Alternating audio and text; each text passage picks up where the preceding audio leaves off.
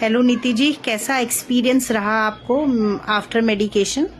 Ma'am, जैसे कि मुझे एलर्जिक स्ट्रेस वाली खांसी थी, लगातार अप्रैल से 6 महीने तक मुझे थी। हाँ जी। मैंने कुछ भी किया वो ठीक नहीं हो रहा था, बहुत परहेज किया।